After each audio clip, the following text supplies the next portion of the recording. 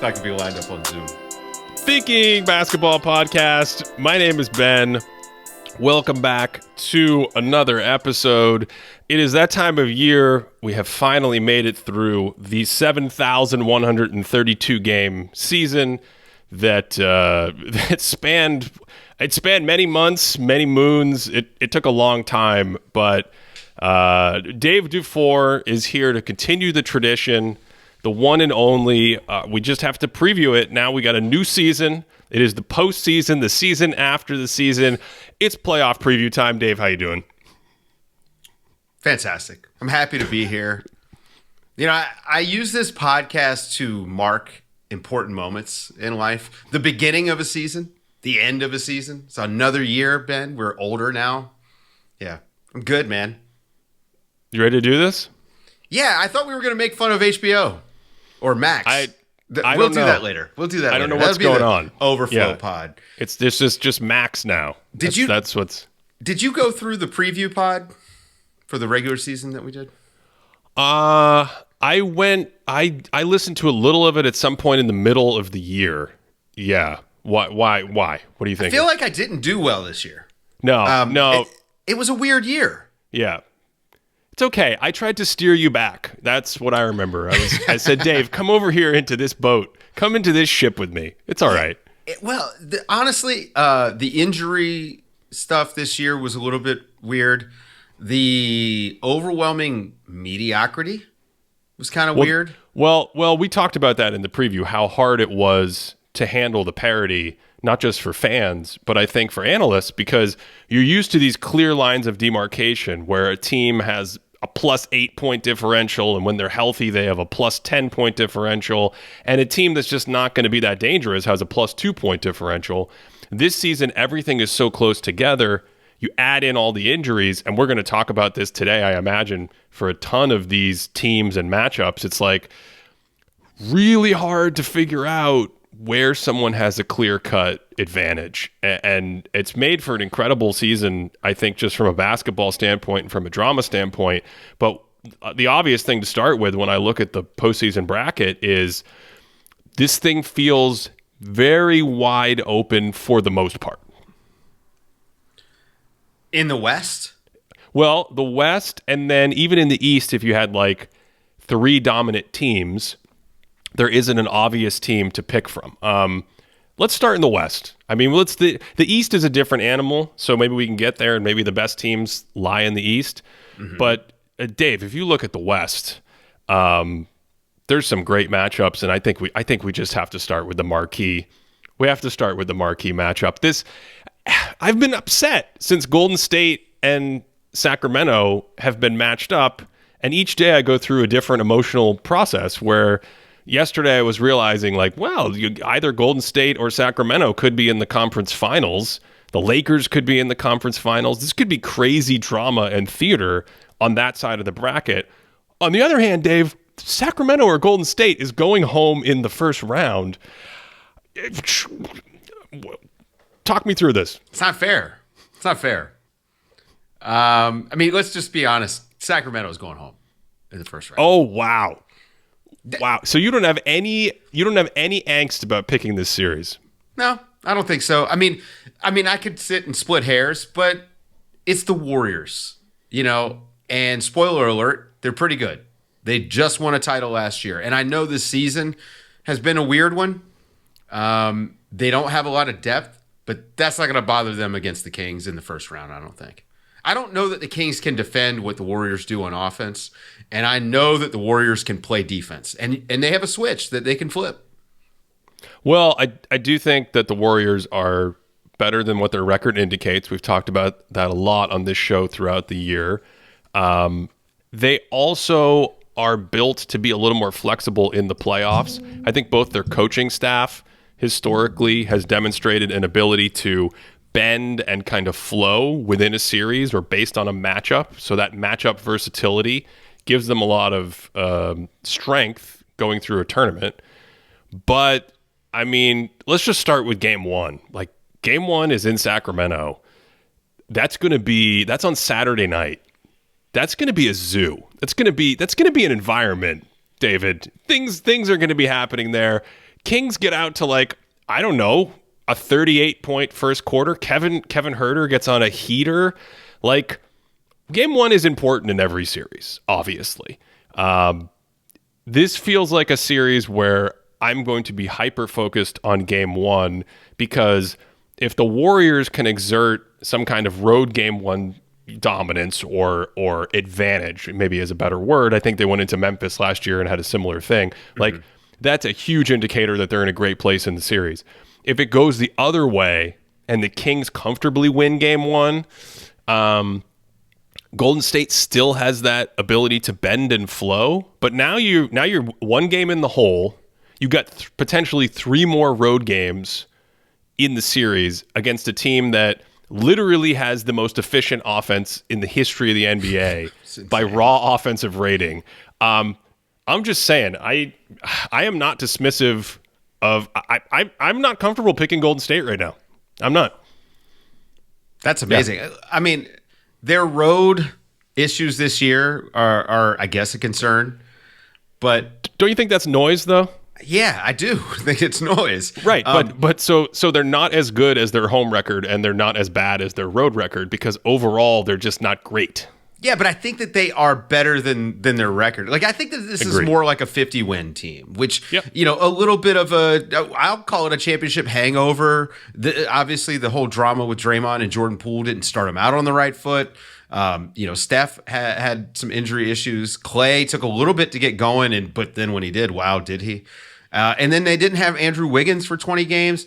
They're 5-2 with Gary Payton back in the lineup. Well, but now hold on. I know they didn't play real teams. They're playing some bozos in there, but still, they look better with Gary Payton in the rotation, right? Like, because it bumps other guys down. I also think more Kuminga, more Moody that we've been seeing lately. I hope they stick with that. I mean, they have a championship caliber roster. I know, because I just watched them do it.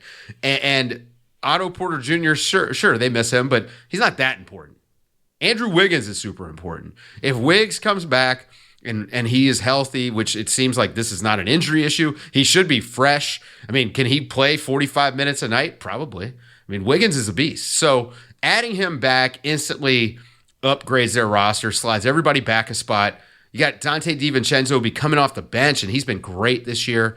I just think that this team is – I'm not going to say that they didn't take the regular season seriously, but they certainly played a lot of James Wiseman this year, right? Like, so maybe it's organizational seriousness. Now everybody's about the business. It's playoff time, and Draymond Green is just not going to let these guys lose. Wow. I mean, just for the record, they only played James Wiseman 262 minutes. It felt like a million. Yes, I understand. I'm not as high on the young guys in the playoff rotation. I think that's something to be concerned about. But I think the other side of this is we agree that Golden State is more dangerous in the playoffs than their record. We agree that Golden State, in addition to their pedigree, the presence of Gary Payton II and Andrew Wiggins in that lineup and staying healthy and having like a solid 7-man rotation like that instead of a ton of Anthony Lamb in your starting lineup or whatever it is, we agree that that makes a difference as well. And I think the last thing we agree on here is that probably against any team in the West, we can, again, table the East teams, but against any team in the West, if you line them up, they are at the least competitive in a series. Like, you could talk yourself into picking them against any team, and you probably wouldn't sound crazy. Whether I would pick them against any team is a different question, but I think we agree on all that. So maybe the bigger side of this is, and we'll get to these other teams in a second because the West is just super fun, but man, the Kings, like, you just think they're just going to stop the Kings? I think the bigger question for the Kings is which of those guys can show up under the pressure cooker. We're recording this after the Lakers Timberwolves crazy play-in game, and you know what happens? The game gets more intense, the game gets more physical, guys tighten up. shots get harder to make, your legs get tired, all these things that can happen, and then people can disappear, right? And so my question for the Kings is, I don't worry about Sabonis, and if Fox's jumper's working, he's just a challenge. He's just a problem to defend with his pace. Great down the stretch too. Yeah, and he's been incredible in the clutch. He's been incredible closing this season. So that leaves guys like Kevin Huerter, a veteran Harrison Barnes, who I think will be solid. What happens to a kid like Keegan Murray? Like Malik Monk is a guy I like to go to war with off the bench. I love him. Right? If those guys don't kind of wilt under the pressure of the moment, or those other physical elements, the fatigue and the demand of defense and the incredible focus it takes in the postseason to execute a game plan. You know, we had Stan Van Gundy talk about some incredible insights a couple episodes ago on that. Like, if those things don't happen, I don't think the Warriors are going to find it very easy to stop Sacramento. And I actually wonder how many minutes. Let's do this. How many minutes per game does Kevon Looney play in this series? This is the problem. Okay, now you're getting. I know you getting warmed up. Look, Kevon Looney needs to play every competitive minute, not just in this series, but in the playoffs. How's he going to do that against the Kings? Makes no sense to me. Makes no sense to me that he plays as little as he does. I mean, he can't move. Okay, but they need him on the offensive glass. I mean, defense, they can make it work. They need him on the offensive glass because they're going to need those second opportunities. And Sabonis and his rebounding is a problem for the Warriors. So they need Looney on the glass. Plain and simple. He has to be out there. So I expect he's probably going to be 25 minutes a game. I think they'll win those minutes. Wow, 25 minutes a game. You don't think so? I would take I'd take the under. What if they start Draymond and bring Looney off the bench? Like, would you be in favor of going with like Poole or DiVincenzo with Draymond starting at the 5 and just say, you know what, we're going to turn the gas up from the jump. Let's see if you can keep up. Would you do that if you were them? Like send a message? I think historically what they do in game one is, and I expect to see the more traditional vanilla approach with Looney out there. Mm-hmm. And then I would not be surprised at all if that's exactly what we saw in game two. But again, it depends on, this is why the game one dynamic here is so fascinating. These teams just played a throwaway game a couple weeks ago. The Kings did not play their guys. They played a bunch at the beginning of the season. Mm-hmm. So the Kings were good right away. I think they started 2-5 or 3-6 or whatever it is, but they still weren't the Kings. The machine wasn't oiled yet. The guys weren't comfortable yet. Huerter was just given more responsibility and getting the chemistry with the two-man stuff. Keegan Murray, like, you don't have reps under your belt. You watch the Kings play in March or February, that's a different animal, and it's just not clear to me that Looney's going to be able to present a huge sort of value add defensively. And then you get into the things about like other stuff, rebounding. Who else do you play if they play small? I don't know. It's an amazing series to me, Dave. That's where I'm stuck. I think it's going to be competitive. I don't think that the Warriors are going to sweep them or anything. Although it wouldn't shock me if they did. It's the Warriors. It would shock me. I would be shocked. It's the Warriors. I'd be shocked. Look, the Warriors have gotten to San Antonio Spurs status with Tim Duncan. I cannot count them out because they have Steph Curry. That's it, man. Draymond Green too, by the way, which the guy should get a lot of Defensive Player of the Year buzz because he's been amazing this season defensively. And so those two guys are just incredible. Klay Thompson hit 301 threes this year. Just decided the other day he wanted to hit 300 threes. Did it in the first quarter of the game, and I know it was against Portland, but still, Klay Thompson's back. Wiggins is coming back. These are all the obvious selling points. I know. And of course, it is true. They have demonstrated over and over and over again they are incredibly resilient. And here's where I'm at. Well, to the resiliency point. Okay, we know that they can take a punch. So Sacramento comes out. Let's say everything goes wrong for the Warriors. 45 points given up for the Kings. They score 45. They go nuts. Warriors we'll say they score 30. Things go poorly. Warriors don't care. Doesn't matter. That's the first 6 minutes of the third quarter for them. Yeah. And I know they can take a punch. Can the Kings take a punch? This goes back to your point. Who's going to step up? Who can they rely on? What happens when things go wrong for the Kings in the playoffs, when it matters? Losing games here and there in the regular season. They had a great regular season. It's easy to not get down when you're winning most of your games, right?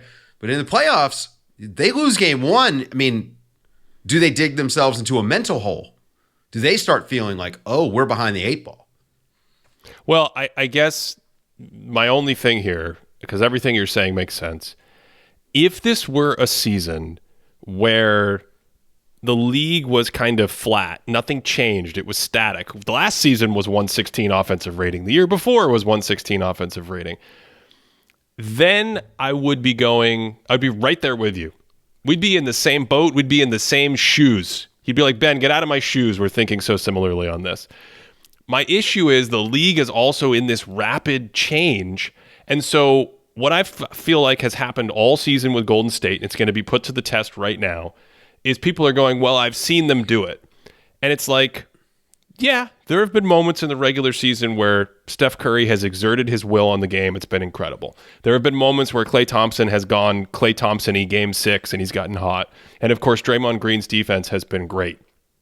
But the difference to me is that creates a much, much smaller margin than it used to. And there were also games where Steph Curry played great and you almost didn't feel it. Like, I think did he have a game where he had like 10 threes and 50 points and they lost by like 10 to a very mediocre team? I saw all the games have blurred together. But does that make sense? Yeah. That's kind of where I'm at. I understand. Right? Yeah, they don't feel like a juggernaut anymore, right? They do feel more human. And it's because like the cast of characters have diminished. People don't talk enough about how deep the Warriors have been during their entire run here with Steph Curry. We focus on Steph, and we focus on Draymond, and we focus on Klay, but they have always had a solid bench. I mean, hell, they have Jordan Poole, who when he's playing well, that's a really high end backup point guard. They have had depth. This year, they're going to have to rely on guys for minutes that are probably going to be important, like Kuminga, Moody, and they're unknown quantities, so we can't trust them. But the core guys, I still trust, man. I mean, I don't think that any team in the Western Conference has sort of shown me enough to make me say, oh, well, the Warriors can't just do this thing that we saw them do a year ago. Doesn't depth matter more now with all the parity and everything being competitive? It's not like it's competitive because there's no good players. No, there's too many good players. We need to expand, bro. Too many good players. This is the thing people keep missing. The difference between those top 10 guys and like 50 to 60 is smaller now than at any other time in the league. And it's almost as much about opportunity with stardom as anything else, because everyone can play. It is nearly a bumless league. Yeah, that I think. I mean, that we'll get to Phoenix in a second, but it's an interesting thing, because if you were top heavy 5 years ago and you had in Golden State's case, let's just stick with them, Curry and Durant and Klay Thompson and Draymond Green, maybe, hey, I can get more minutes with Quinn Cook and Jacob Evans and Alfonso McKinney or whoever else they were like trying to just fill the rest of the space with. This season in these playoffs, it feels like, if you're a weakness out there, it's like you're going to get attacked or you're going to head to the bench. You don't like the Warriors top 8? I like. I think they're small. They're very small. Yeah, the thing. I don't love how Looney has moved. I think this is kind of a crazy first round matchup to get because of how Sacramento plays, because of how fast they are, because of how much they attack. What's it going to look like if he's defending DHOs? I think that they're gonna pre-switch all that stuff. I'm guessing. Oh, man, I don't like the kids off the bench. I think GP2 could be huge. It's still to be determined to me to see how effective he is compared to last year. I mean, he's only played 7 games with them. He's been out most of the season. So I wouldn't say I dislike it, but I don't think of them as having a ton of depth right now. No, I don't think they do either. But I do like their top 8. I think DiVincenzo, what he's done this year, perfect Warrior guy. Just fits right in with what they do. Works with their starting lineup, but also works with Jordan Poole off the bench. They're just small. And so is this the year that them being small poses a big problem? I mean, I think if they run into the Bucks in the finals, it's a problem. You've already got them in the finals. Oh, well, probably. I mean, I exciting. haven't worked it out yet, but we'll work on it as we go. And the Nuggets would be a problem to them, I think, because Aaron Gordon and Michael Porter Jr. are pretty big dudes, and so is Jokic. He's might be the biggest dude in the West. So, that's an issue. All right, we'll get to that side of the bracket in a second. No, let's just Sabonis is actually a problem for them, right? Because his DHO stuff. I mean, the way he has operated in the DHO and the way he hits the glass, it does not allow you to take plays off. And there's anything that the Warriors can sometimes lapse into, it's being a little lazy here and there. And Sabonis is going to punish them every time they are. Well, you know that their prep for the transition and the pace and all that is going to be a focus. And they're usually very good about executing on those kinds of matchup-specific game plans. They also, just from because people are going to echo it, just from a numbers standpoint, like the Warriors starters, those guys have better on-court offensive ratings throughout this season than Sacramento's starters, but that's not everything. So we'll see. I'm very excited about this series. I'm also excited about the series on the other side of the bracket, which is the Lakers and Memphis. How are you feeling about that one? Do not feel great for Memphis. Oh, this is amazing. I'm nervous for him. Steven Adams and Brandon Clark are huge for this team, and it's not for defense. I mean, their offense is predicated on those dudes getting second opportunities, and it has not been great for them since they've been without them. And so I worry about whether or not they can handle the Lakers' sort of interior tenacity. I mean, Anthony Davis against Minnesota was dominant. I mean, he exerted his will at the end of that game. I mean, the fourth quarter and overtime, he just took over. And, Jaren, his foul trouble, I mean, it's kind of like Karl Anthony Towns. Karl Anthony Towns picked up his 5th foul and the game changed. And I'm not saying he was doing much on defense, but Jaren getting into foul trouble is going to be what the Lakers try to do. They are going to go at Jaren Jackson, try to put him in actions, try to get him off the court. And then what happens? Well, I think the question here, first of all, with Jaren, he's going to start the game on Jared Vanderbilt if they start Jared Vanderbilt, and that's a roamer. That means he can leave him. Right now, he's not gonna leave him completely unguarded the way the Bucks say, "Hey, Brook Lopez, don't guard this guy because we need you on Zion Williamson in the paint or something." They're not gonna. It's not that level of sort of extreme. Partially because Jaren is so rangy, but I do think the big issue here that all this ties into, Dave, is the shooting. Which team has less shooting? That's the question. Well, the Lakers for the have series. less shooting. The Lakers have less shooting. I think that's a big deal. Because Jaren Jackson Jr., I mean, yes, you could. Troy Brown has had good minutes for the Lakers down the stretch, two-way minutes, but he's not the shooter Malik Beasley is. Malik Beasley, you put him in the game. First of all, he's too small to even worry about Jaren. I mean, we're down at guards, but you give up something in terms of playmaking and defense when you do that.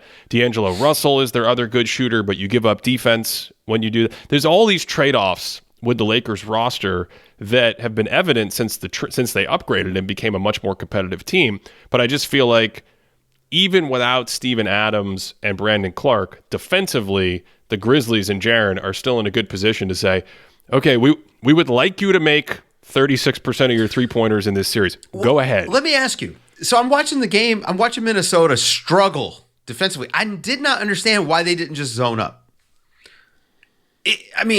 It makes no sense to me why they didn't play the zone until the Lakers hit 5 shots in a row. I dare you. I dare you to hit 5 shots over the zone. They just allowed themselves to be attacked. Memphis won't make that mistake. That is a huge difference, that Memphis will absolutely force those guys into shooting. They're not going to guard. If Vanderbilt's out there, you're right. They are going to have Jaren Jackson on him, and they are probably not going to close out on many of those threes if he takes any. They're not. Yeah, I don't think they're going to close out on really any of them in a meaningful way. And I think that's part of the issue with this series, where it goes back to like which team's mediocre shooters are going to make shots, and maybe Ja Morant has a good shooting series, but at least with Memphis, one of their primary guys, Desmond Bane, is a shooter, and he's comfortable ripping off. Launching. Yeah. He's in any playoff environment. And it goes back to what you said about Anthony Davis taking over late in the game. Some of that is just the game is tightening up. Guys are super fatigued. That kind of defensive presence around the basket, along with some of the other Lakers defenders, make it hard to penetrate. But Ja Morant, he might be the best off-the-dribble penetrator in the sport, and that at least collapses the defense and gets some of these role players open shots. So it does feel to me, as I talk through it, that especially with the home court, Memphis feels like a team with the advantage here. And if Luke Kennard is going to be out there and actually take shots, like if he's going to stroke it, that's going to help him. But it's a big Desmond Bane series, as far as I'm concerned. He's going to have the ball in his hands a lot. Any of those non-Ja minutes, I think he's going to be out there stirring the drink quite a bit. Tyus Jones, and they've been really good together this year. Even Santi Aldama, I think, can give him good minutes in this series. Just like high energy and athleticism. That's the thing, is like the Lakers. They have more of that now, but I still don't know that they have as much as Memphis can roll out there at one time. And Memphis can really run, which the Lakers should try to run. I mean, that was the key to their comeback against Minnesota, was getting out in transition, forcing those turnovers, getting things happening, getting them moving. So, but if Memphis can protect the ball, we know that they can defend. If they can protect the ball and score, because that has been an issue sometimes in half court, then yeah, they should win. They should win this series easily. They have more talent.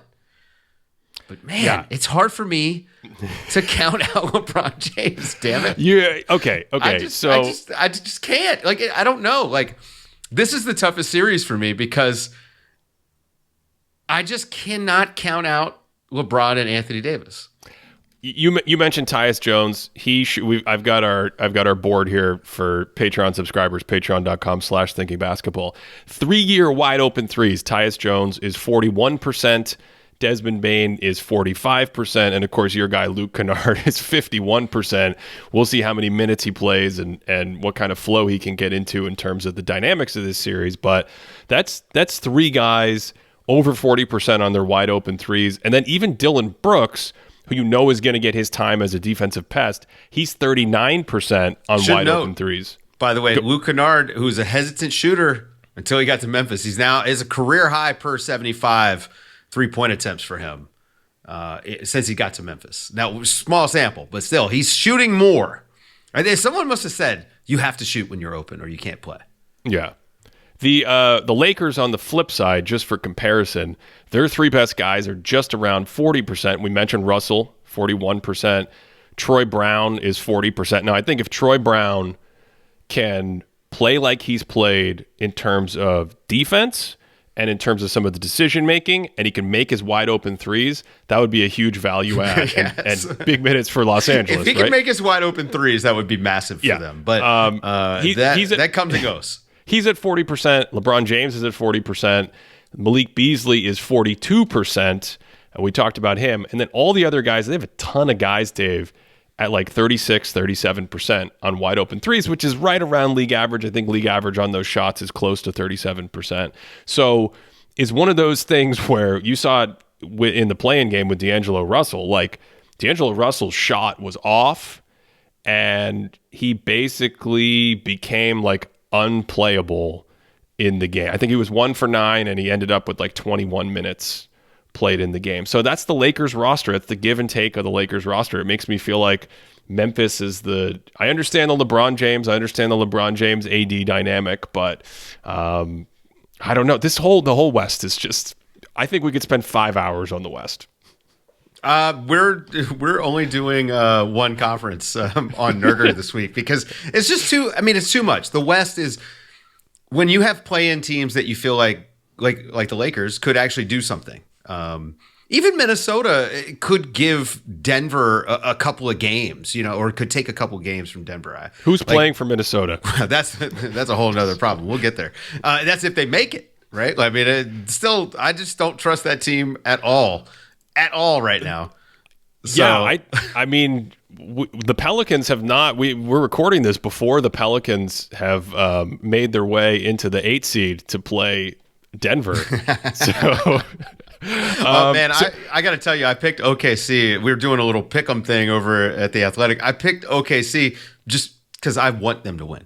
Yeah, I'm just rooting for that story. That's how sports work. Yeah. Whatever team you want to win. Outcomes usually. I just want OKC to keep it going.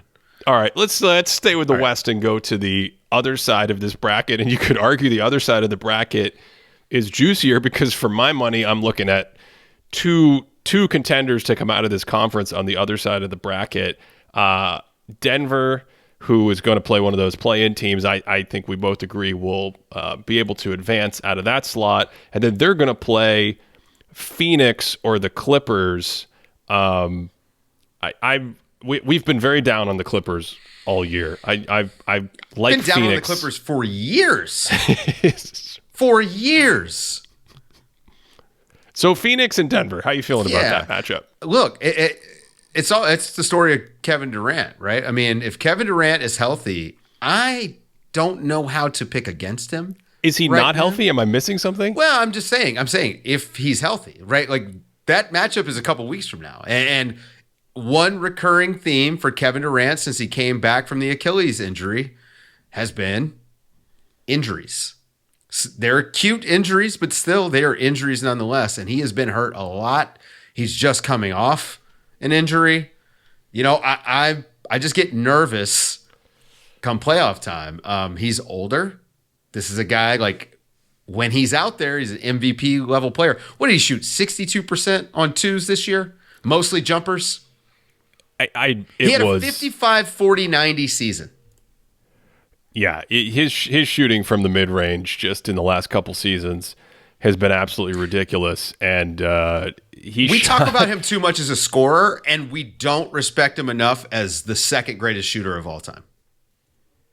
Well, I mean, I don't know about that. We did an entire greatest shooters of all time podcast. You might. Where did he wind up for you? He was very high. I mean, I think he's one of the better shooters ever. But yeah. I mean, it's Steph Curry and it's Kevin Durant, I think. 60 it's crazy. 62%. What's our timestamp here? When we need the hot 33. takes should have been coming earlier. We should have been getting into this right at the top of the show. We see the season has worn us down. It has, and we need to get our momentum for the postseason back. We talked about depth. I think that's the obvious question with Phoenix, because you look at this season, Phoenix is good without Kevin Durant, but they're not particularly good without Kevin Durant, and that in and of itself was a bit of a deviation from what we had seen previously. I think that's things with the Suns changing, Chris Paul getting older, and then the rest of the league doing its thing. You look at where they are now after the trade. Chris Paul, Kevin Durant, Devin Booker. It already gets interesting at DeAndre Ayton just because of the small ball dynamic against some of these potential opponents. I guess against Denver, he probably wouldn't really be played out of the game. So there's your core four. But just because he isn't played out of the game doesn't mean that Jokic and two-man game with Jamal Murray and Jokic wouldn't necessarily cook them defensively. How are you feeling about that whole dynamic in that matchup? The depth is a problem. That's the issue for Phoenix, right? I mean, losing Bridges and Cam Johnson, no Jay Crowder. I mean, that's three pivotal wing pieces that were important to them that they just don't have. You can't go 3 for 1. Torrey Craig is not as good as those three guys. Josh Okogie is Josh Okogie's pretty good. Yes. So you got Josh Okogie, another guy who's going to be challenged right away to like make wide open threes. They're going to dare you. You're going to need to make them in the big moments. That's a question. Then, as you said, Torrey Craig, and I guess the third guy. Do you not trust Damian Lee? Should Damian Lee be playing more? I actually think Damian Lee has been really great for them. He's a good shooter. The guy has no conscience whatsoever. He's going to pull. He's got playoff experience. Hell yeah, he maybe should start for them. I mean, like, if Damian Lee is out there with those guys, it would remind him of playing with Steph and Klay Thompson and Golden State. He'd be wide open. Now, that being said, I feel like I went years without seeing Damian Lee actually make a shot. So I don't know if you could trust him come playoff time. But he has been really good for them this year. And more stuff off the dribble than I realized he had, because obviously in Golden State, you don't get those opportunities. So I think Damian Lee, I trust him a little bit. I might trust him more than Josh Okogie with the playoffs, just because I've seen him do it before. And that seems to matter a little bit, and at least for me. Until I see it, can I believe it? But yeah, Damian Lee, he definitely should be playing. That's Denver. That's a key guy. He is on the positive list for me for Phoenix. Like, that is one of their guys. Okay, so compare that to Denver, because I think Denver has some nice depth in their playoff rotation. You're going to see, you mentioned the starters. You got Jokic, Aaron Gordon, Michael Porter Jr., KCP, Jamal Murray. That's a squad right there. Then coming off the bench, Bruce Brown, Jeff Green is going to get his minutes that he normally gets. Do we see Christian Brown get minutes? Because he's had some really nice, and he's another one of these big guys. He's big and can defend with his body, and he can knock down shots. I mean, it's a small sample, but he's made 45% of his wide open threes in the NBA. And then you have these like wild card guys, like someone like Reggie Jackson, who I didn't love his minutes after the trade. I just really didn't. But I think they can still be positive because of his experience and his skill set in an environment where like the starters for the Nuggets are doing their thing. Jokic and Murray are doing their thing. And you need to sprinkle in 10 to 15 minutes a game of another playmaker, ball handler, scorer type. That's a lot of bodies. Vlatko, don't get me cited on Vlatko Čančar. Vlatko Čančar. I mean, I feel like they have a depth advantage. That's all I'm saying. They do. No, absolutely. And you didn't even mention everyone's favorite player, Peyton Watson. Oh yeah, that guy's a future Hall of Famer. Is he like, that's a wild card to me come playoff time? I mean, he's really like shown up for them defensively in a way that is like, where the hell did he come from? The Terrence Ross, the Terrence Mann of the 2023 playoffs. I mean, we never know. I mean, who knows what's going to happen with them? Look, they've been the best team in the West all year, and if they make the conference finals, like, this shouldn't surprise anybody. If they beat the Suns, it's pretty close. If you just stack them head to head, which so many people I think do when it comes to playoff analysis, they just say, well, this team has Jokic, and he matches up with KD from a talent perspective, right? If you just go there, the Nuggets beat just about every team down the list. They just have so much talent. Like, KCP is their fifth guy. He's their fifth best starter. And he is, I mean, for the Lakers, would he be their third best guy? Maybe he's probably their fourth now. I mean, Austin Reeves pretty good. But KCP is a high end. Wow. He is I don't know, but he's a high end. Come on, KCP is better than Austin Reeves. He's very good. Yeah. Come on, man. He's very good. And now he's struggled a little bit late in the season. I think he just doesn't have his legs under him. But back to Reggie Jackson. Reggie Jackson hasn't run an offense in years. I think that's the hang up with going to Denver, where guys actually have assignments and they're going to move off the ball and you got to make reads. The Clippers don't play that way. They literally exist with no vibes. They are coworkers. They all work remote. They don't practice. They don't know each other. They don't hang out. And with the Nuggets, it's a little bit, there's more chemistry involved, right? Like, and I think when you introduce a new piece, this is part of why Bones wasn't working out, right? Bones didn't want to be a part of the recipe. He didn't want to, be one of the added spices to the sauce. He wanted to do his own thing. And Reggie Jackson has to learn he can't just cook on his own. Got to hop in the pot. Okay, so let's say this matchup takes place in a couple weeks. Are you worried about the Jokic defense, mid-range matrix, that entire, oh my God, I still have flashback nightmares of Chris Paul hitting elbow jumpers and Devin Booker hitting elbow jumpers, and now they've added a better drop sort of assassin. What's a good word for someone who destroys the drop? Mid-range assassin is what we usually call him, right? Kevin Durant is that's an unsolvable problem. I'm assuming, it's going to be a lot of Aaron Gordon trying to hang in there. I don't know what they're going to do defensively. It may not matter. The Nuggets offense may just fire on all cylinders, and it may not matter what they do, how many stops they get. They can do the math problem with Phoenix. That's the thing that has fascinated me this entire trip this season with Denver, and knock on wood that Jamal Murray is playing well and comfortable and healthy, and the same with Michael Porter Jr. But this is not a team that's going to come in and have a huge advantage on offense and a huge advantage on defense and go, we sweep you.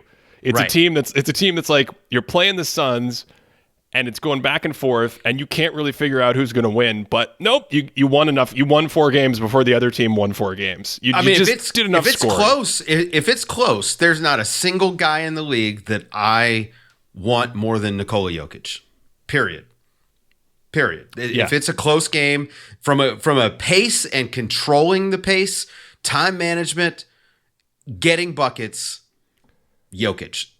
So if these games are close, and I think they probably will be, this could be an epic series. If these games are close and we're going down the stretch in these games, Jokic can win 4 out of 6. Yep, I agree with that. And I think it would look very similar. We already saw it in the bubble. Like, just these really close series that go back and forth, and then Denver somehow does enough to eke them out. On the clutch point, we brought this up when talking about the best scorers in the league maybe a month ago on this show. But we pulled the stats, so there might be a few extra clutch minutes. But Jokic, frankly, has sat a lot of the end of the season here. Embiid, when we pulled this, was scoring 42 points per 75 in the clutch on 62% true shooting. That was first in the league. Jokic was second at 40 and 66% true shooting. So he's this dude that, like, if you need him to dial up the scoring in those moments, he'll do it. Obviously makes great reads and play makes out of those situations. So, yeah, this is not a series where, despite the veteran firepower that the Suns have, and despite the tough shot making that the Suns have, you necessarily go, oh, if it's close, I really love Phoenix in all these close games, which adds we're looking ahead here, but this to me is the pathway out of the conference, basically. Yeah. These are, I think I still take the Warriors over the Suns. The Nuggets, I don't know. So there really isn't a pathway out of the conference for you. You're Not just for Phoenix. You're just picking the Warriors. You're picking the Warriors to go full 1995 Hakeem Olajuwon, which look, that would be an amazing story, and that would make for some great video content. I'm not sure yet. I'm not sure. I have to see how the first round goes. Like, I really need to see that game one. That game one against the Kings. This is traditionally. I don't gamble. I'm not into gambling. I actually don't think I'd be very good at it. Even just because I will think a little bit too hard on this. But when it comes to the playoffs, I need a game or two to feel it out. Because you just don't know how teams are going to, there's the human part of it. I don't know who's going to choke.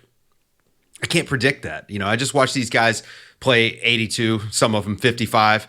And I don't know how they're going to respond to the playoff pressure. And then there's teams like the Warriors who absolutely have another gear that they get to come playoff time. And that's hard to account for. And will it disappear? So when it comes to my predictions, I have to go on based based on what I already know. I know that Phoenix is going to score. I wonder about the defense. You know, you mentioned Ayton already. Well, how does he hold up if Jokic is just killing him? And Jokic doesn't normally come out aggressive. You know, you mentioned he saves stuff for down the stretch, often to a frustrating degree. This guy should score 30 a game, but sometimes he only wants to shoot 7 times. So, you know, is he going to come out of the gate like that? Or is he going to come out of the gate and just say, you know what? I'm going to dominate from the start. If he does that against Ayton might fold. And then all of a sudden it's Bismack Biyombo out there and those mid-rangers aren't as open. So basically what you're saying, Dave. By the way, we left Ayton out of the mid-range conversation. That guy is also a sniper from the mid-range. So him being played off the court, whether it's for fouls or for defense, would be awful for their offense too. I think what you're really getting at here is if Jamal Murray returns to bubble Jamal Murray form. Oh, it's a wrap. It's a wrap. It's over. I'm glad you landed on this, though. I want to read something from your partner in crime on the Nerder She Wrote podcast. Seth Partnow tweeted this.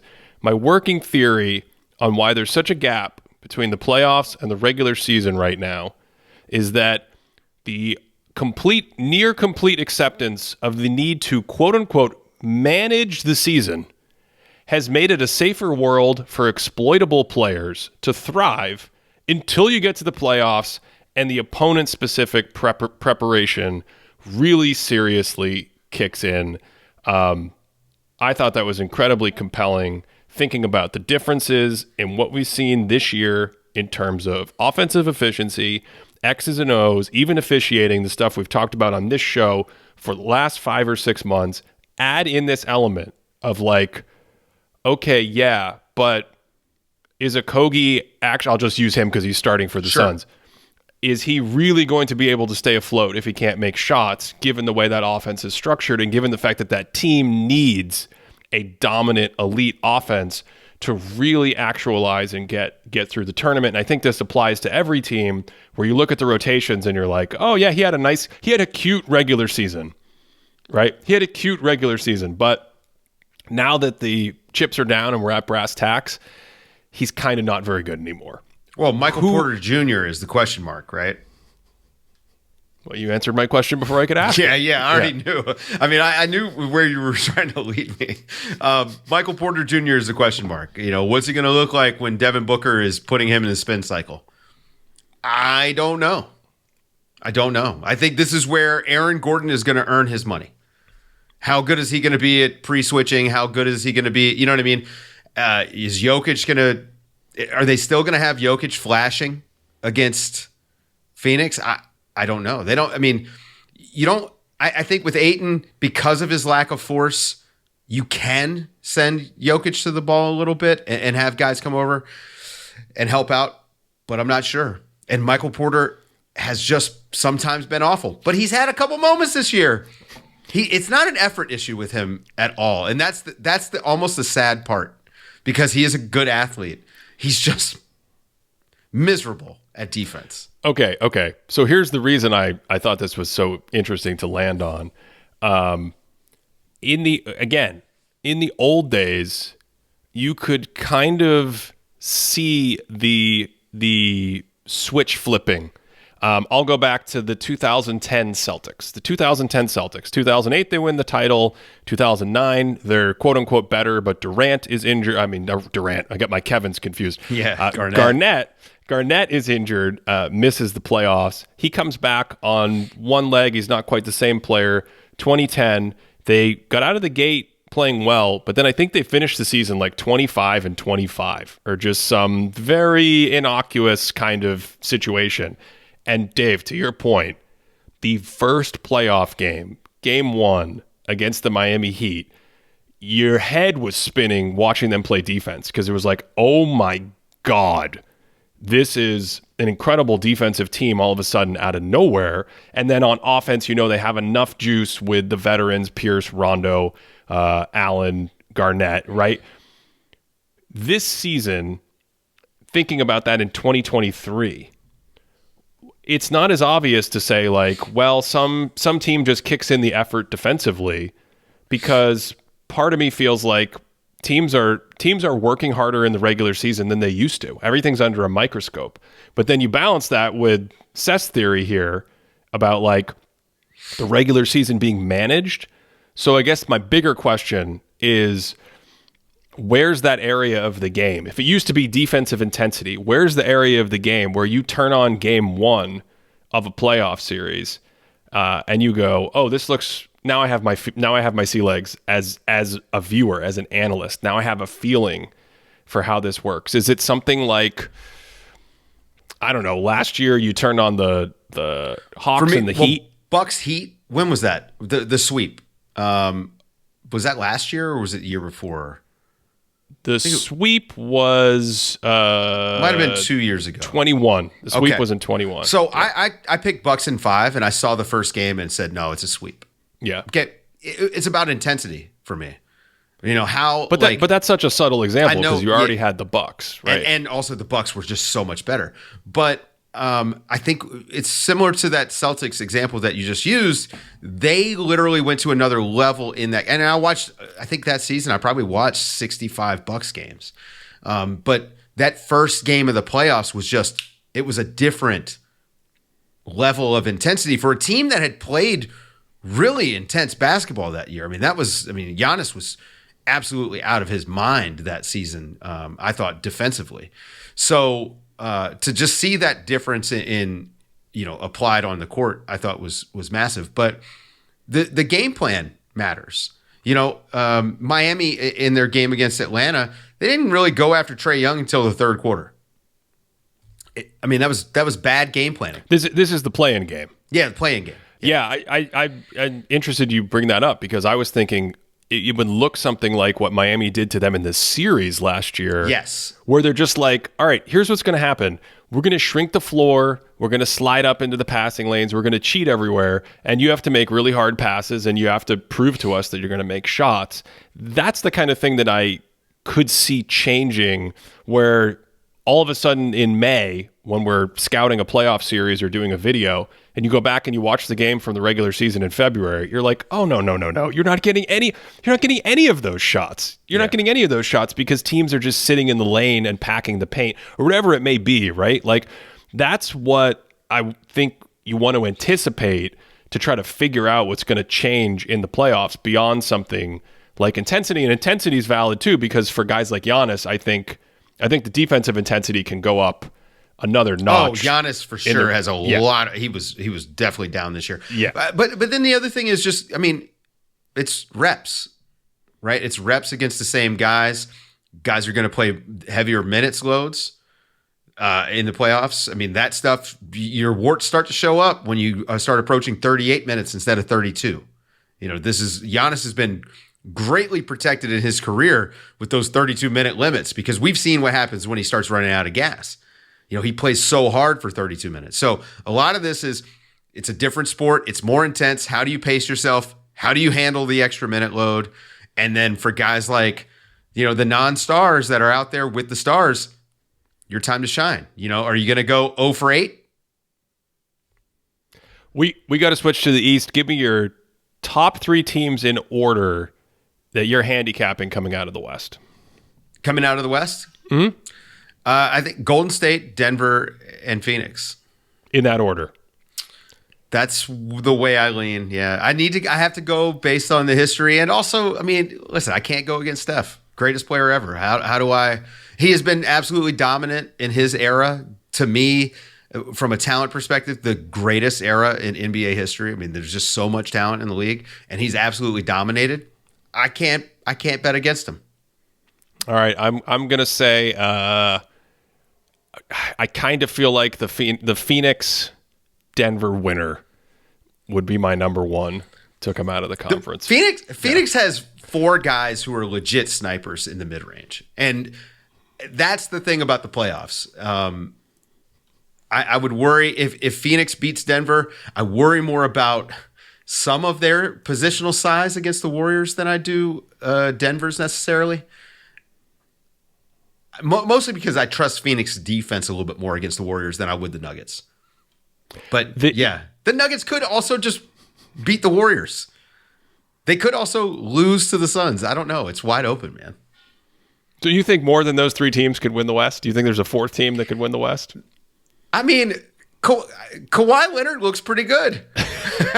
The East, I think my favorite first round series by far is this Cleveland New York series, not just because of the basketball and the competitiveness and some like charged up playoff basketball in Madison Square Garden, which of course gets me vibrating and going, but I think the Knicks 7, they have a pretty good shot to win this series. I think that one's going 7. Yeah, it's going to be 7. I think it's going to go 7. I mean, it's going to be tight.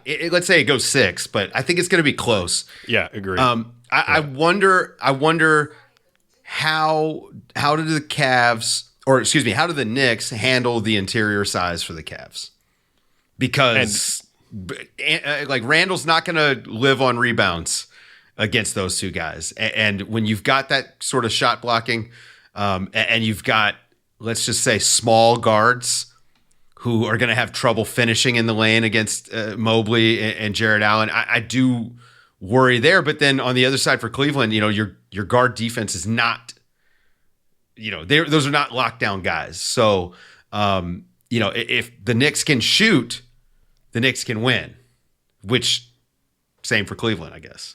Well, it's one of those series that Cleveland's inability to generate good offense. I mean, they've got these two guards that are great offensive players, and then basically playing three non-shooters a lot in the lineup. It's such an atypical thing for this day and age. And if you had Garland and Mitchell in your backcourt, and then you had just two other shooters, forget 5 guys that can shoot, which a lot of teams have now from the center position. You just had the like Kevin Huerter, Harrison Barnes situation going on in the front court. I think we'd be talking about a totally different offense because it unlocks the spacing. But we're not, and therefore the Cavs in close games, in tight situations, that's my concern. I think this is one of those classic series where if you get your Jalen Brunson burner going down the stretch, if you get your Quickly or Grimes making big shots or whatever it is for the Knicks, and you win some close games. There's 3 close games in the series. The team that wins 2 takes the series, that kind of thing. And we don't have to spend too much time on it because I think the weaknesses that you outlined of both of these teams are probably why they won't be able to give the Bucks too much of a hassle in the second round. Do you agree with me on that? Or do you think, Yeah, I do think that. And I will say, Cleveland is going to have to get big on the glass. Both ends. They're going to have to. They're going to have to go to work.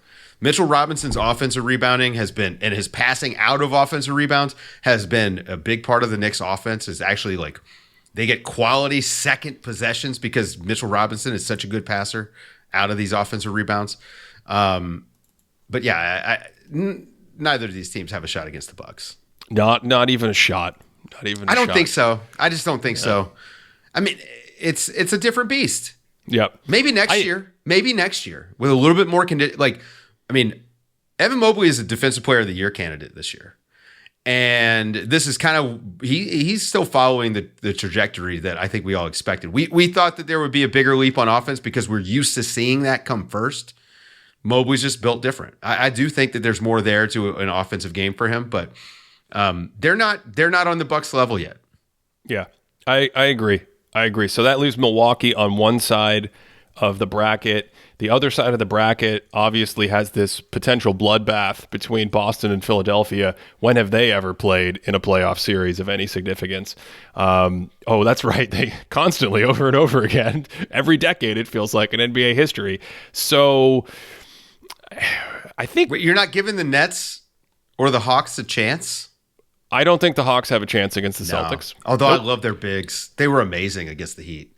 Yeah, that was great. And then I think the Nets could make that series more uncomfortable than maybe from the outside you would think it could be. But it's still a lot to ask just in terms of 1, winning 4 games, and then 2, having enough consistent shot quality on offense from those guys out there to really, at the end of the day, no matter how nicely you can scheme up the defense, no matter how much you can get Harden or Embiid to slow down a little bit, to just still outscore those guys. I think they're too small. They're too small to slow down Embiid. They're just too small. He's going to go to the line 15 times a game. That's going to happen regardless of who he's going up against. So that sets up Boston, Philadelphia. And the bigger question to me here, Dave, I don't know how you feel about these two teams, is less about Philly and more about just how good the Celtics are, full stop. Are they the best team in the East? I mean, are they the best team in the NBA? I like the Bucks better than I like the Celtics. Unless Robert Williams is 100%. I'm assuming he's not. I'm assuming we're going to get the same Rob Williams playoffs that we've gotten from the regular season. Yeah. But maybe that's another one of those, kind of like wild card changes that we were talking about, where for whatever obvious health reasons, he has not played in the regular season with the same verve and intensity that he can and he doesn't need to play 35 minutes a night. They need him for 20 to 25 minutes a game, moving around and being a terror like he was last year. And I think that then takes an already good defense to that elite level that's right there with, incredibly dominant defense that you can win with in the playoffs. Plus they have a good offense. I mean, the spacing and the shooting, but maybe that's a trade-off. Maybe you put Rob Williams out there, you don't get that same spacing and shooting you get with Horford at the 5. I don't know. I mean, Derek White and Malcolm Brogdon certainly help them quite a bit because you get quality guard play. I mean, to have that sort of guard play for 48 minutes is just it's very rare in the NBA. Especially when you consider that doesn't include Jaylen Brown and Jason Tatum. Right. It gives you 5 guys. Yeah. 5 guys, White, Brogdon, Smart, Brown, Tatum, who, maybe the weakness at the end of the day might be that they don't have a top level singular playmaking force. Right. But that's 5 guys that can make decisions, penetrate, reads, touch the paint. Yeah, shoot exactly. Well enough, or at least get their own shot. Which is huge. And obviously, and Derek White and his organization on offense, but also high quality defense too. There's not that much of a drop off when you go to Derek White, in my opinion, from Marcus Smart. So you now have all this lineup flexibility. The big question mark to me is Horford and Rob Williams and how they hold up dealing with Embiid, staying out of foul trouble, which is going to be, the story of this series, I think, is going to be what sort of foul trouble can Harden and Embiid get those guys in? Can he get, if they can get Jaylen Brown in foul trouble, for instance, although I expect a lot of Smart, a lot of White on James Harden. But if they can find a way to get Jaylen Brown and get him to be less aggressive, because that's been the story of his season. The guy has just put his head down a lot and just played hard. He attacks the rim. So if you can just get him to be a little bit less aggressive, it changes the calculus a little bit. But, Boston is a better team than Philly to me. Embiid is the best player in the series. And this is where, when you get into playoff basketball, this is where it has taken me a long time to kind of catch up to the NBA on this, because I have to throw out 82 games of, the sample that I'm basing my opinion on. And I have to say, okay, when it comes down to tight game, which they ought to have a lot of tight games, who do you trust? Well, this is the depth thing, Dave, because if you look at the 76ers, I think the Celtics' entire rotation that they, all those guys that you mentioned and possibly Rob Williams, they're all really good players. Yes. They're all top 100, top 75, whatever it is, you however you lay out your rankings, they're all quality role players, starters, all-stars, whatever. Philadelphia, I have more question marks about who's even going to be the third consistent offensive force in the postseason. The obvious you don't trust answer Maxey? Well, that's the obvious answer. But in terms of playing at this level against this quality competition, you chip away at him, or he has 3 bad games in a 6-game series. Hard to win a series that way when that's your number 3 guy, and you really need him to either that or James Harden, which seems unlikely to me. As great as James Harden has been offensively this season, as underrated as he's been, we joke almost every week that it's silly that he didn't make the All-Star team. It's asking a lot to just say, James Harden and Joel Embiid, you go out and you create an elite offense against the Celtics defense for us. And the other guys like, PJ Tucker, George Niang. I don't think this is a PJ Tucker series because it's happening in April, May, and June. Like, he is not a playoff player. I'm sorry. Like, you want to talk about the game plan shifting? How would you like to see PJ Tucker jab step and not shoot 27 times? They're going to recreate 0 for 27, but it's going to be 0 shots from 27 touches for PJ Tucker, and that's going to shut down their offense. I think they need to play their best 5 guys. That if Philly will just commit to playing their best 5 guys, they stand a chance. Dave, one thing we track on our board that we share with our subscribers is performance against top 10 teams. Performance against top 10 teams. Who do you think has the best defensive rating this year against the top 10 teams in the NBA? Boston Celtics with the best defensive rating against the top 10 teams. It's 112. Now here's the crazy part. Who do you think has the best offensive rating against top 10 teams? Philly? Boston. Ooh. Now Boston, where did they finish overall for the season? I mean, they were top 5 at least in both offense and defense, right? Just against the entire league? Yeah. Yeah, they were second in offensive rating behind the Kings and third in defensive rating. I mean, look, they're a very good team. Well, historically, there just aren't that many teams that when you look at how they perform against other top 10 teams can generate massive win differentials. I mean, that's the rub. It's all the good teams in the NBA. So the average team's performance against a top 10 team is like -4 net rating or something. Celtics are like +6 or +7. Historically is that? That's very good historically. Yeah, okay. like that's out on an island this year. So there's the second best team is Denver at +3. Memphis is +2. So as I led, and we've saved this juicy part for the second hour of the show for the 20 people that are still rocking with us. Right. We thank you. Listen, nobody's turning this show off. Come on. We saved this for now because you guys know I like to build up to a big point at the end here.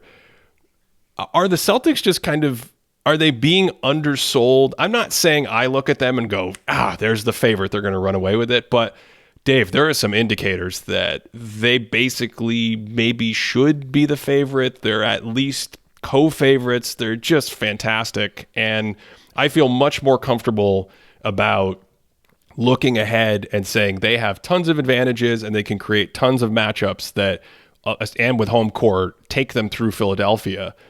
I think of everyone else in the tournament, the Milwaukee Bucks and Chris Middleton rounding into shape and Giannis upping his intensity and Drew Holiday doing his playoff thing, locking down whoever they want him to lock down. Like that might be the finals to me. Bucks Celtics is the finals. That's your conference final for sure. And it's probably, if I'm ranking the teams, it's probably 1 and 2. As far as the Dave Trust Index, as far as champions go. The DTI? That's right. The Doof model has those 2 teams as the top 2, for the season. And it's because, it starts with defense. I trust their defense. I don't trust Boston's offense, even though they were great. Because half-court offense in the playoffs, man, it's just – that's a different beast. And I do think that Boston has tendencies to fall into bad habits. This is why I like Derek White out there and why I like Malcolm Brogdon out there, because those guys, when things start sticking, they unstick it. But we just got to see what happens when they turn the lights on. Do we get a ton of Jason Tatum isolation? That's not good offense. That's when things go poorly for Boston. Well, the Bucks last year did not have Middleton. That obviously would have made a difference in the series, and whether that would have swung the series, we'll never know. But in assessing it, it does look viable to say, if they had Middleton, I'm comfortable taking Milwaukee there based on how close it was. I bring that up to say, one, they do have Middleton this time around so far, knock on wood that there's no injuries. But two, we've already seen the Bucks role players that were taken away last year This year, Brooke Lopez is in theory healthier. Grayson Allen is another year under his belt as a role player. Javon Carter has another year under his belt as a role player, and he's been great defensively as well. They have Joe Ingles. He's there. He's been excellent in pick and roll ball handler for them. Right. I mean, right. that's huge come playoff time.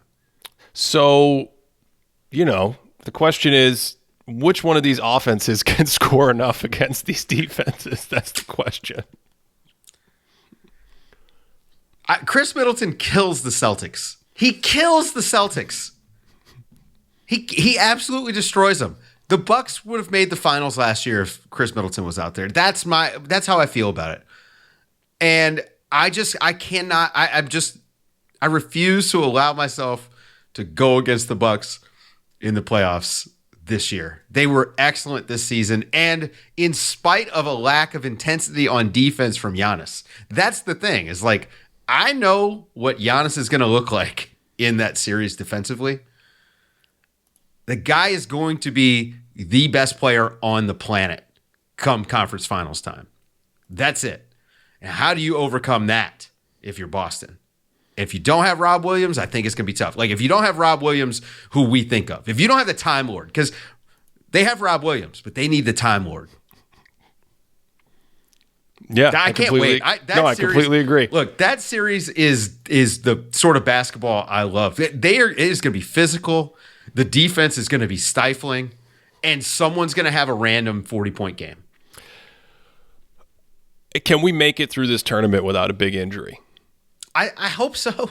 Well, I mean, nobody played all year, man. Like, I hope. God, I hope. I did. Look, I don't care about awards, and I lean on you for awards because you care more about the historical aspect of it, which to me, that's where awards are important. How do you tell the story of the season? And so when I do think about awards, that's the way I look at it.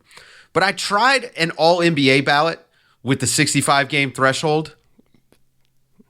But now I forgot. I did. I will mention. I did forget that they took away the position requirement, so I didn't go fully to next season. I just made my All-NBA, and an All-NBA team that doesn't have Giannis and Steph Curry automatically just gets crazy. No Kevin Durant. So this season has just been so like. I've actually had fun watching the games. The games have been competitive. The parity has been fun. The unpredictability has been fun. But for a sport that only has 5 guys on a side, when some of your best guys are missing a third of the season, and I mean the overwhelming majority of the best guys in the league miss somewhere between a quarter and a third of the season. I mean, it's just like insane amount of missed games. I fucking hope that we can get through the playoffs with no injuries. We earned it. We went through 1,230 regular season games. I can get 20 Giannis games, I hope. I apologize for Dave's language, everyone. Sorry, it's a family program. It's a G-rated program. No, the reason I'm asking is if historically we've had injuries. That's what's been going on. That's what's in the water. I personally think a lot of it has to do with the style of basketball, which is insanely demanding on the body in a way that it never was for the majority of the history of the sport, with just sprinting in one direction, changing and sprinting in another direction. And even the space has created different lower body injuries where you didn't have the same kind of, jumping and landing on stuff and undercutting for charges. That's not the point here. The point is, if we had an injury, like if we looked at those teams we talked about as the contending teams, the inner circle contenders, Milwaukee, Boston, I don't know if you want to throw anyone else in there. I don't know if you want to throw a Western team. Golden State. You want to throw Golden State in. I might want to throw in a Phoenix or Denver. Denver. That's the 5. Yeah, I don't know if they're on the same level as the Celtics or Bucks. Oh, definitely. But cheer by themselves. Okay. So we agree there. So my question is, before we get out of here and start talking about HBO Max, which team can can any of these teams fade an injury? And if there is an injury, where is that felt the most? In other words, like if Giannis misses some of the Celtics series or something, if that were to happen, does then that make the Celtics some huge favorite? In the West, if Kevin Durant, as you said, can't be healthy for like the Phoenix series, does that take away some of that matchup potency that people are talking about with the Nuggets, therefore giving the Nuggets 2 good series to go through to get rested up for the final, and then whoever comes up, and then the Nuggets have an easier ride? Like, that's what I'm trying to just cover our bases with in thinking about definitely. this. This is the sneaky part about parity, is that those margins just matter. They matter so much more. The Bucks do not have, in my opinion, much of a margin advantage on the Celtics. I mean, it's maybe even completely even for however we can come up with that, some sort of metric. I'd put them around even. Well, if you lose Giannis from that, that's a big deal. I think the Bucks feel that more on defense than on offense, because Bobby Portis, you can throw him out there, he can stretch the floor, and you just have a different dynamic on offense. No, they can't beat him without Giannis. No, they can't beat the entire him. Series. No. Right, but you can maybe make up for a game. Like you might have a game. Hey, Bobby Portis, you got to go out there and just shoot the lights out. Adding Jay Crowder was big for them. Like they've got a little bit of depth. They could maybe hang for a game, maybe steal a win in a game. But if Giannis gets hurt, no, they don't stand a chance. And that's how I feel about pretty much every team. If they lose their second best player, they should lose whatever series they're in once we get to the later stages. If Steph Curry hurts his finger against the Kings, I still think that the Warriors could beat the Kings. It would be tougher, but maybe not. God, maybe it's too close. If the Kings go up 2-0 on the Warriors, will you pick them to will you text me? Will your brain, after seeing them go up 2-0, say the Kings are going to the Western Conference Finals? No. Okay. You guys heard it here. It's on the record. If the Warriors drop to a 2-0 hole, I'm going to say Warriors in 6. What else? I can't do it, man. I cannot go. Steph Curry is a killer. I can't go against him. Dave, is there anything else to discuss basketball-wise? You tell me. Do we cover the playoffs with our normal blanket? I think so. We smothered the playoffs to death, I think. I don't know. I guess, let me ask you. All right. So this season, was there a new theme that popped up for you this year? That something just that either you didn't notice it or it was a new thing? Like just anything. Just right off the top of your head. What new thing happened for you this year? In terms of the on-court basketball? Yeah, on-court. I think it's stuff that we've discussed. So to try to boil it down, I would say I think teams took a step forward in the sort of strategic X's and O's arms race by understanding how to combine the skill and shooting of all, 2, 3, 4 ball handlers on the court and shooters with the X's and O's actions. It's why the league runs like 80% of the same actions, because they realize, hey, if we've got a screen off a dribble handoff, if we've got a stagger screen, if we've got these actions that everyone runs, these dribble handoff actions that then get us into an empty side or something with 3 shooters spread in the corner, it's impossible to defend. So the biggest part of me in terms of excitement for the playoffs, besides the drama and the stories and, which one of 3 or 4 teams is going to make the finals from the West, or what's going to happen with the teams we just talked about in the East, the biggest thing is to see how the basketball looks. Is it the same pace? Is it the same sets? And do defenses figure out a way to defend these sets? And what's the average offensive rating in the playoffs, Dave? There you go. See, is it 112 or is it 116? That's was the season what I'm most interested in. This was the year that they broke defense. Yeah, the offense is way ahead. They broke defense. And so I want to see how much defense matters come playoff time.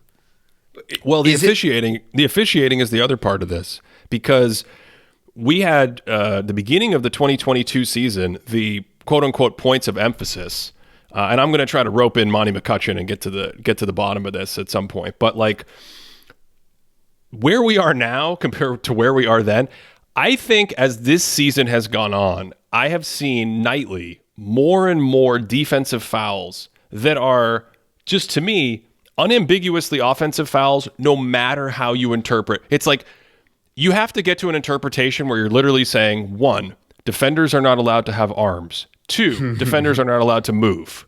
What? Like guys get shoulders plowed through the middle of their sternum as they're sliding perfectly on defense, and it's a defensive foul.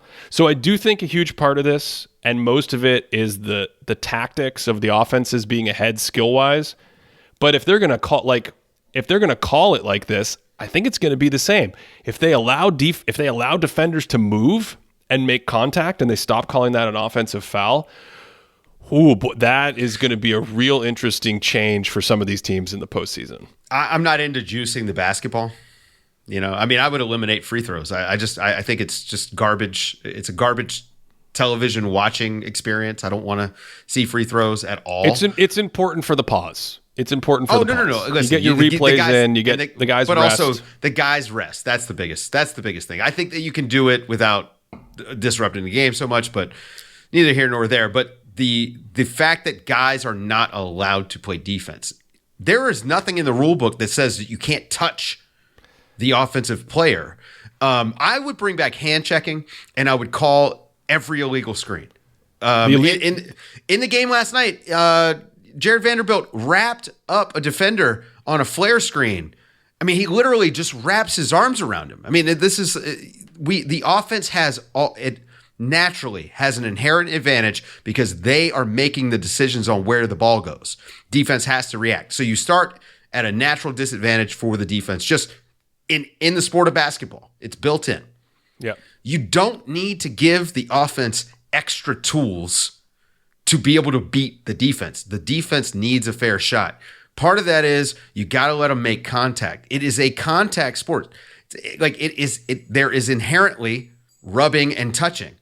In and around the basket, man, the charge has to go away. We got to get rid of the charge, and you got to make these guys play honest defense. It's safer for everybody.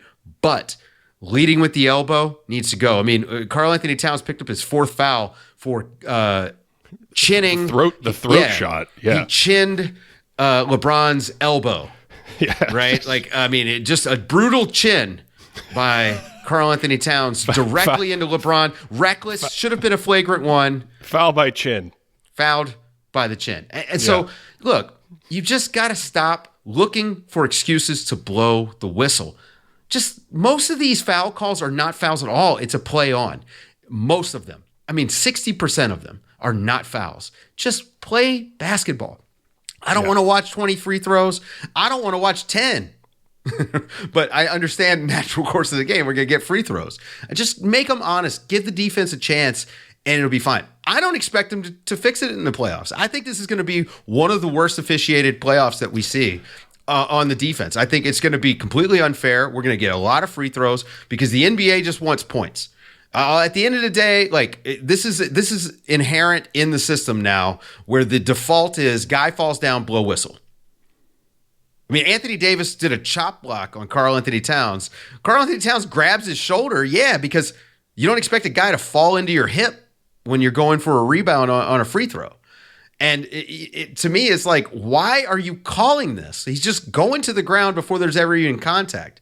And maybe we just need to add a 4th referee. That's a big thing. Get extra eyeballs out there. I don't think that's it. Just take the damn whistle out of your mouth. No, I don't think that's it. I think the officials have actually been, for the most part, pretty incredible at executing what the league wants them to execute.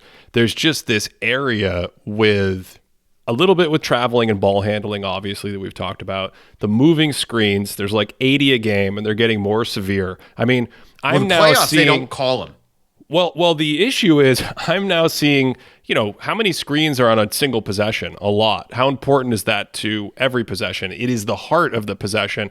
I'm now seeing let me set a ball screen up at the top of the key, and then as the team is trying to navigate it, I will quote unquote roll But by role, I mean I will block like a football lineman. We have achieved full. I've actually seen possessions. I have them clipped, and I'll try to share them if someone reminds me. I've seen arms out, full on, sliding with the defender like a football lineman.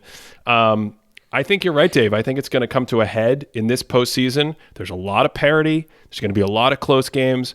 Close games bring out the conspiracy theorists. You were conspiracy theorying me last night during the game. I had to put the kibosh on it, but it brings it out naturally, right? Because in a close basketball game, you want to go, oh, that one call that I just saw changes everything.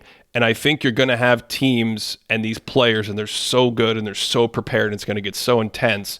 Where think about that Bucks Celtics series last year, where it just felt like a rugby match.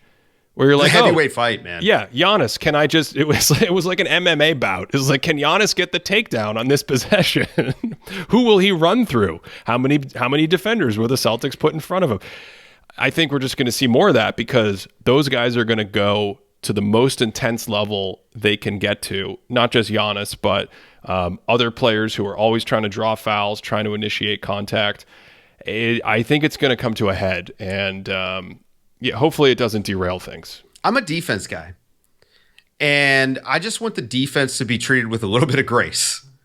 The offense is given everything. But I actually think that basketball fans like to see good defense too. I understand that the Detroit Pistons years were bad for the NBA. They did not like it. 88-point games. I'm not asking for that. I just want a 100-point game. 100-point game is perfect basketball to me. And so allowing the defense to play some damn defense, it should be the goal of the league. Like you need both. It would be like, I mean, again, I go back to juicing baseballs, right? You don't have great pitchers if every second baseman can hit 20 home runs. It's impossible. Like doubles are going to turn into home runs, singles are turning into doubles. And all I'm asking for the NBA to do is keep singles. You don't need to, like the shooting. I will say I see a lot more very blatant. I'm not blowing the whistle unless he misses on light contact. And that's great. This all goes back to wanting officials to go by the black and white letter of the law instead of spirit of the game. Spirit of the game actually matters to people who care about basketball. The black and white stuff is only for people who are looking to exploit the rules, which is what the NBA has turned into, where with the flop, drawing charges, which is not a basketball play and should go away. Like the stuff, I mean, yeah, the rip through, which allegedly they weren't calling anymore, that I just see Anthony Davis do 6 times a game. It's coming back. It is back. It's already back. We're gonna have a 3-point play that's gonna be in a crucial moment. It's gonna be on a rip through, and everyone's gonna just be like, "Oh, it's basketball. You're hunting fouls. It's a skill." No, it's not. It sucks. It's a lame skill to have. Tricking referees is a lame skill. Sorry, I get heated about this. I'm standing up for defenses. Well, we will see what happens in the postseason. It is about to kick off, and I, for one, am incredibly excited for it to finally be here. I can't wait to see I can't wait to see this Sacramento Golden State series. Forget the rest of them. This is just going to be some seriously nerdy, awesome, beautiful basketball. I might have to make 7 videos about this series. No, you won't. I mean, wait, what you're gonna make? A video one about game. Each game, and then 2 about Game 4 and Game 5. No, one video per game. Oh yeah, it's not going. It is not. It's not going 7. It's not going 7. If you want to support really this show, believe in the Kings. If you want to support this show, check out patreon.com/thinkingbasketball. No, I just think they have a better chance. I think they have a much better chance than people are giving them credit for, and I haven't fully oriented on whether I should just outright pick them in the series or not. That's what I haven't fully grappled with. Home court matters, Dave. And and they've got a great crowd who has been completely priced out on playoff tickets. I should note, disgusting. You think the Bay Area elite are coming over? The ticket prices are just nuts. I mean, ticket prices in the NBA are crazy. You know, I remember when this was a blue-collar league, Ben. I'm not even that old. Can you still watch a game for $10? I don't know. Maybe you might be able to, but can you see it? Right? Like, can you see it when you're sitting up near the lights, like the speakers? This is like my how much does a gallon of milk moment from Succession right now. How much does it cost? I don't know. How much does it? How much does the ticket cost? Yeah, here's $1. Go see a Star Wars. I don't know. It is a bummer that the ticket prices are what they are. I'm doing an outro, Dave. I'm doing an outro. Yes, here. you are. I'm sorry. I'm just disruptive. Something. Patreon.com/thinkingbasketball. That's the best way to support us and get access to those numbers that we read earlier. Otherwise, this has been our preview show.